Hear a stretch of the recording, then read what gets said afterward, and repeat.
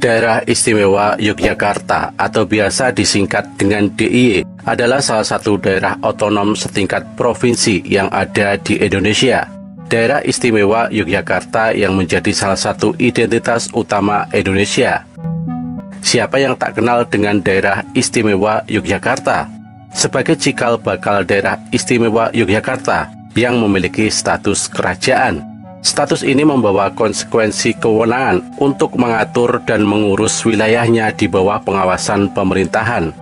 Daerah Istimewa Yogyakarta ini terdiri dari 4 kabupaten, yaitu Kabupaten Kota Yogyakarta atau sering dikenal dengan Kota Madya, kemudian Kabupaten Sleman, Kabupaten Bantul, Kabupaten Kulon Progo, dan Kabupaten Gunung Kidul. Kabupaten-kabupaten yang berada di Daerah Istimewa Yogyakarta tentu mempunyai latar belakang dan jejak historis yang beragam. Kilas sejarah Kabupaten Bantul memang tidak bisa dilepaskan dari sejarah Yogyakarta sebagai perjuangan Indonesia pada umumnya. Kabupaten Bantul tidak dapat dipisahkan dari jejak historis kota Yogyakarta yang memiliki status kerajaan. Asal-usul nama Bantul berasal dari kisah seorang Ki Ageng Mangir. Di mata Mataram, Mangir dikenal sebagai tokoh yang memberontak karena dituduh ingin melepaskan diri dari Mataram. Dia meninggal di tangan Panembahan Senopati yang sebenarnya merupakan mertuanya sendiri. Panembahan Senopati mengatur skenario dengan menjebak Ki Ageng Mangir dengan mengirimkan anak sulung untuk mengikat Mangir dengan cara menyamar sebagai penari tayub.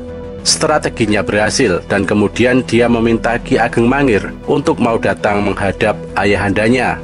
Namun saat menghadap dan sujud di depan Panembahan Senopati, kepalanya dibenturkan ke batu gilang tempat duduk sang raja.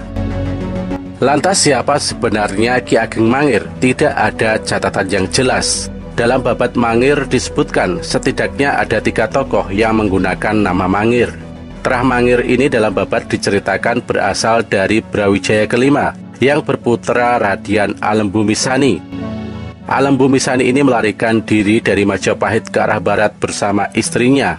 Kemudian dia mempunyai seorang putra yang diberi nama Radian Wanabaya. Radian Alembumisani meninggal di daerah Gunung Kidul. Radian Wanabaya inilah yang kemudian tinggal di Mangir, sehingga ia terkenal dengan nama Ki Ageng Mangir Wanabaya atau Mangir pertama. Ki Ageng Mangir Wanabaya I menurunkan Ki Ageng Mangir Wanabaya II. Mangir I juga mempunyai istri atau selir, putri dari Demang Jalegong. Dalam cerita tutur dikenal, Rara Jalegong melahirkan anak yang berupa naga, yang diberi nama Ki Bagus Baruklinting. Ia mempunyai kesaktian yang luar biasa pada lidahnya, sehingga lidahnya dibuat menjadi sebilah mata tombak oleh ayahnya sendiri dan diberi nama Kiai Baru.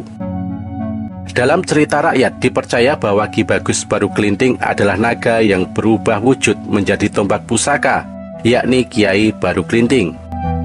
Tombak Kiai Baruklinting senantiasa disanding oleh Ki Ageng Mangir. Namun senjata ini tidak dibawa menghadap Panembahan Senopati, karena syarat menghadap raja semua senjata harus dilepas. Dusun Mangir sekarang terbagi atas 3 wilayah, yakni Dusun Mangir Lor, Mangir Tengah, dan Mangir Kidul. Lokasi ini terletak kira-kira 20 km dari kota Jogja. Secara administratif, dusun ini termasuk dalam wilayah Kalurahan Sendangsari, Kecamatan Pajangan, Kabupaten Bantul. Peninggalan yang masih ada di daerah ini antara lain batu persegi dengan ukuran 1 x 1 meter, yang dipercaya sebagai tempat duduk Ki Ageng Mangir. Kemudian arca lembu atau kendaraan Dewa Siwa dan beberapa fragmen arca. Selain itu, ada beberapa peninggalan lain yang cukup tersebar di Dusun Mangir, yakni berupa onggokan batu dalam ukuran lebih besar dari rata-rata ukuran batu di zaman sekarang. Onggokan batu bata yang hampir tersebar di seluruh Dusun Mangir ini diperkirakan merupakan sisa-sisa bangunan keraton Ki Ageng Mangir di masa lalu. Cerita mengenai saat-saat boyongan dari Mangir ke Mataram merupakan sebuah kisah yang dramatis. Hanya sayang tidak banyak masyarakat yang mengetahuinya. Kisah ini dapat dibaca dalam Babat Mangir. Dalam adegan ini pula lah kata Bantul berasal, karena banyaknya emban yang membawa barang serta serah-serahan dengan cara dipikul yang mentul-mentul. Itulah asal dari kata Bantul, yang kini menjadi salah satu kabupaten di daerah istimewa Yogyakarta.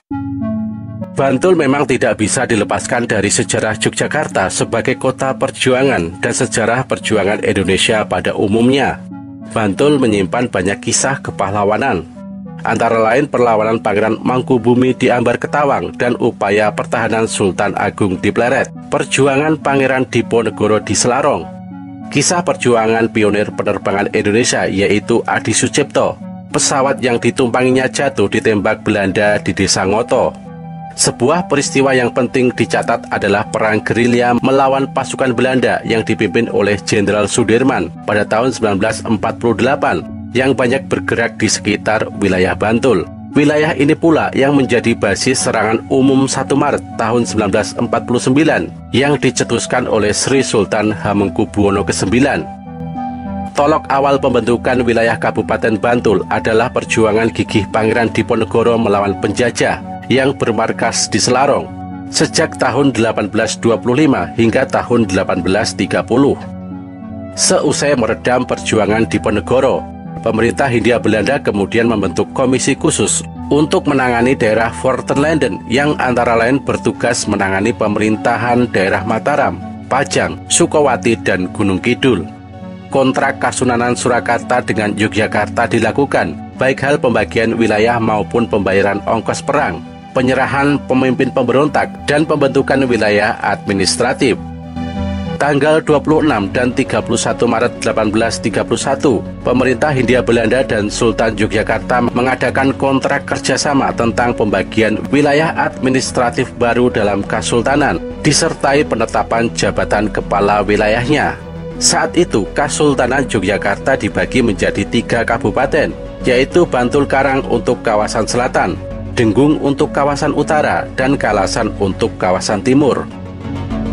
Menindaklanjuti pembagian wilayah baru Kasultanan Yogyakarta pada tanggal 20 Juli tahun 1831 atau Rabu Kliwon tanggal 10 Sapar tahun Dal 1759, secara resmi ditetapkan pembentukan Kabupaten Bantul yang sebelumnya dikenal bernama Bantul Karang. Seorang nayaka Kasultanan Yogyakarta bernama Raden Tumenggung Mangunegoro kemudian dipercaya Sri Sultan Hamengkubuwono ke-10 untuk memangku jabatan sebagai Bupati Bantul. Tanggal 20 Juli inilah yang setiap tahunnya diperingati sebagai hari jadi Kabupaten Bantul. Selain itu, tanggal 20 Juli tersebut juga memiliki nilai simbol kepahlawanan dan kekeramatan bagi masyarakat Bantul, mengingat Perang Diponegoro dikobarkan pada tanggal 20 Juli tahun 1825. Pada masa pendudukan Jepang, pemerintahan berdasarkan pada Osamu Seirei nomor 13, sedangkan Stadtgemeinde Ordonnanti dihapus. Kabupaten memiliki hak mengelola rumah tangganya sendiri atau otonom. Kemudian setelah kemerdekaan, pemerintah ditangani oleh Komite Nasional Daerah untuk melaksanakan Undang-Undang Nomor 1 Tahun 1945. Tetapi di Yogyakarta dan Surakarta, undang-undang tersebut tidak diberlakukan, sehingga dikeluarkan Undang-Undang Pokok Pemerintah Daerah Nomor 22 Tahun 1948, dan selanjutnya mengacu Undang-Undang Nomor 15 Tahun 1950 yang isinya pembentukan pemerintah daerah otonom di seluruh Indonesia.